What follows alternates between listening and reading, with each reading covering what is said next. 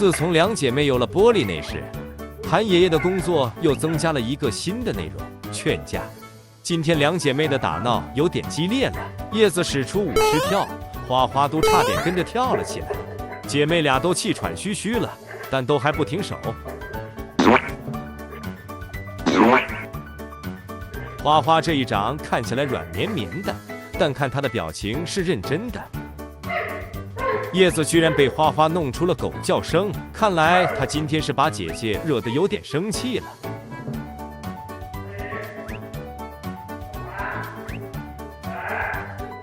关键时候，谭爷爷来劝架了，两姐妹都很听话，马上停手。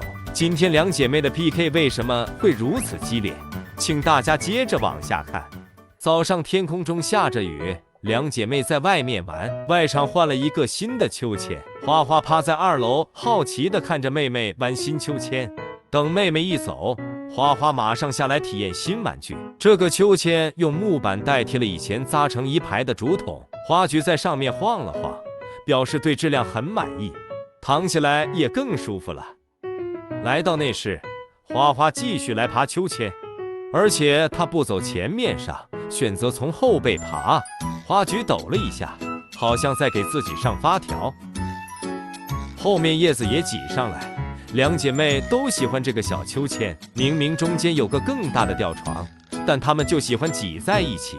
这个时候的姐妹俩还是很和谐的，她们贴在一起玩得很亲热。到了下午，花花就会给大家演示什么叫越踩越爱聊。叶子先是在秋千上面做了标记，然后她想直接从秋千爬到床上去，可惜秋千晃来晃去，叶子掉了下来。妹妹找到位置，准备开始睡午觉。作为有名的不爱睡觉的小熊友，花花一直在吃竹叶，吃的差不多了，她就过来准备抓妹妹了。花花先对妹妹的尾巴发起了攻击，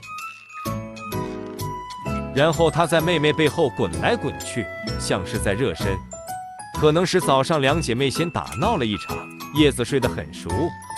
热完身，花花直接爬到了叶子的身上。她还是以前那几招，给妹妹做牙齿按摩。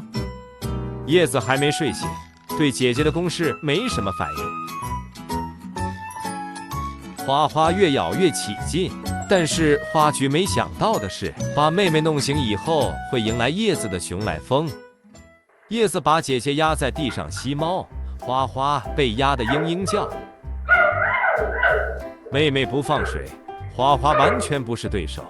但咱们的霸王花岂能轻易放弃？花花爬上制高点，准备继续战斗。面对想爬上来的妹妹，花花坚决守护阵地。叶子使劲挤了上来，花花也是把叶子抓了下去。就算战况激烈，叶子也不忘放水。姐妹俩这种激烈的互动，对花花的成长还是有不少好处。你看，她爬上吊床的速度比起以前快了很多。后面上来这一次速度还更快，快的都不像花花了。但今天叶子玩得有点疯，花花嘤嘤叫个不停。感觉叶子的兴奋有点过头，她都快要站着和姐姐玩了。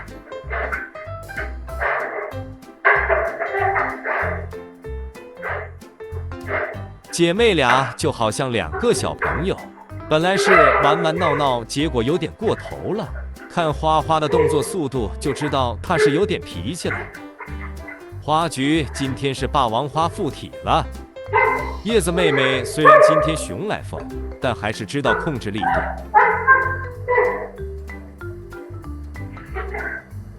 叶子居然被花花弄出了狗叫声。最后还是靠谭爷爷来劝架。